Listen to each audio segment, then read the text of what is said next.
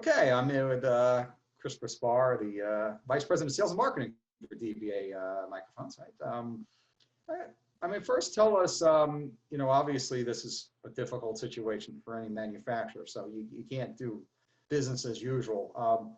Tell me some of the things you're doing. I know you got a lot of events going on that you're doing virtually, so tell me about that and tell me how the business environment is for you guys right now.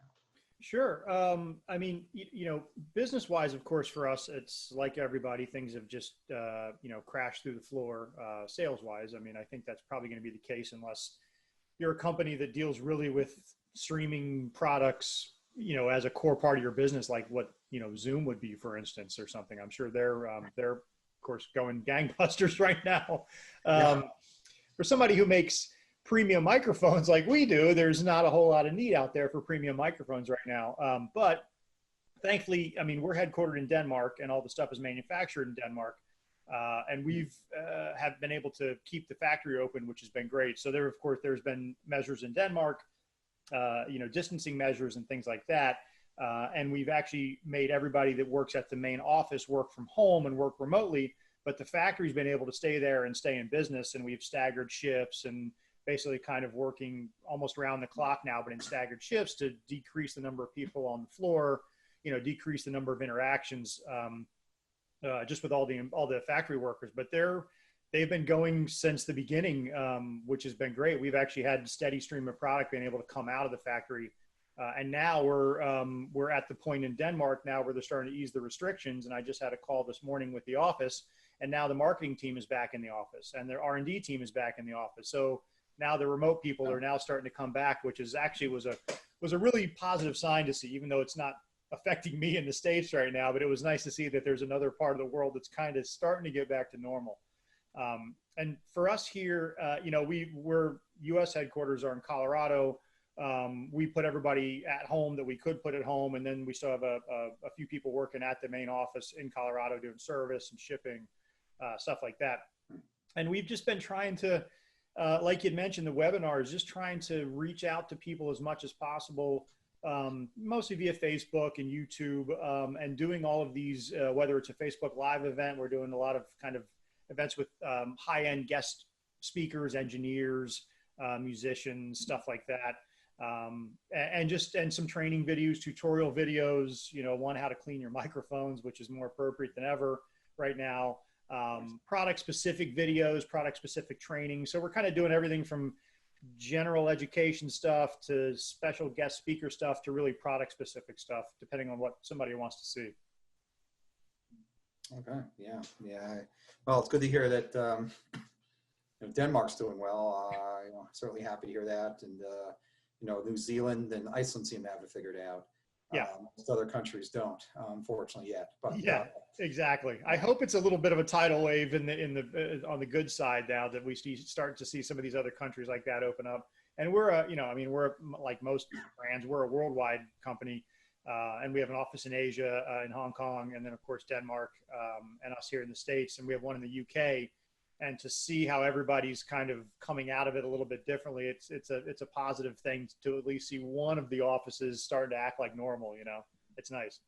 Yeah, I mean, I won't lie, I'm scared to death about everything going on, but at least as I said on another recent interview, the good news is there's about 100 vaccine candidates, so only one of them has to work.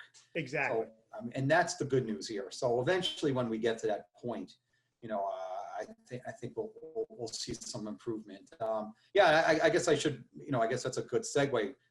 So as you said, it may not be the number one item people are buying, but it does seem like to me that people are all the other interviews I'm doing, people are saying they are still playing music though. They're not at live events, but there is a lot of music playing. So are you, are you confident? I mean, when we move on, that hopefully, if we move on, but I'm going to say when, that we could see some some rebound here. I mean, yeah.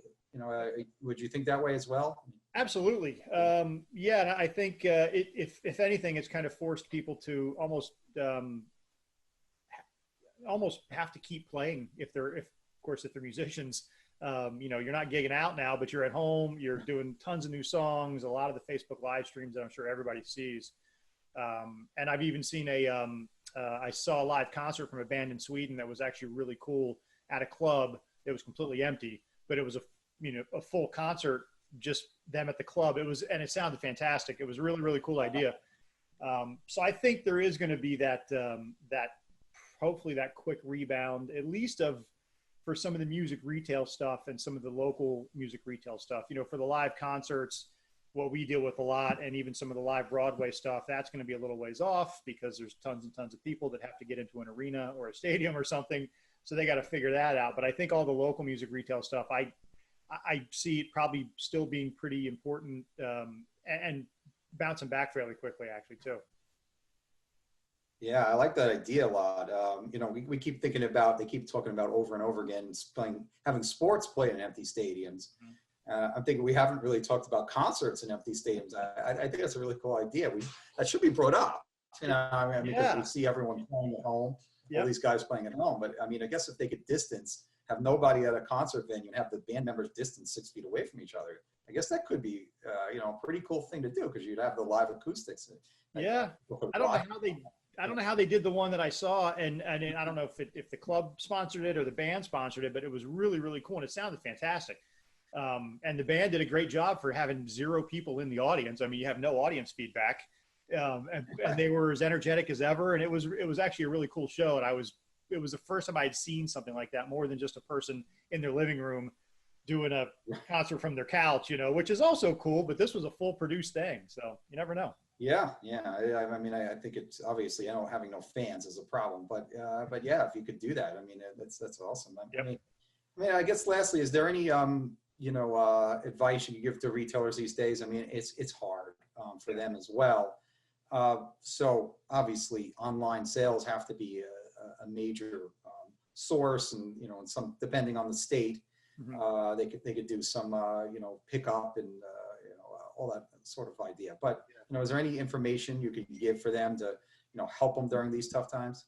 Yeah, I think, and I'm not sure if my information is going to be super groundbreaking or not, or my advice is going to be groundbreaking. But I think the one thing I would say, especially with some of the music retailers, is, and I think we've already started seeing people go this way, of kind of the online lessons and things of that nature, especially if they do rentals and do lessons, starting to move to that online lesson thing, just to try to get some, generate some revenue still coming in and still kind of stay in front of the students. I think if they can kind of push into that somehow and make them cool lessons, I think that gives them just a different type of income, even when this opens back up again. The ability to do remote lessons if necessary, if somebody can't make it into a lesson one night because their mom's not there to drive them. Well, if they got the camera and the laptop now and their instrument, they can do a remote lesson just like they did during this whole COVID crisis. The other thing I would say to retailers, and especially coming from a manufacturer standpoint, is that, cash flow now for everybody is critical. And of course we're all hurting, and it's tough to pay your bills, and there's lots of people that have money owed to manufacturers, and manufacturers have them owed to their manufacturing partners. But I would say just to talk with your manufacturers, especially if you have past due invoices, have open conversations. We're all in the same boat now, and have an open conversation about, hey, this is how it is. This is what I need to try to get by, and have a discussion to see what plan you guys can come up with together to make the retailer come through this and the manufacturer come through it together, and come out on the other end of it, hopefully financially healthy. It's tough for everybody right now. And it's just tough to pay your bills, period, let alone having to pay your invoices for something that you sold, last month.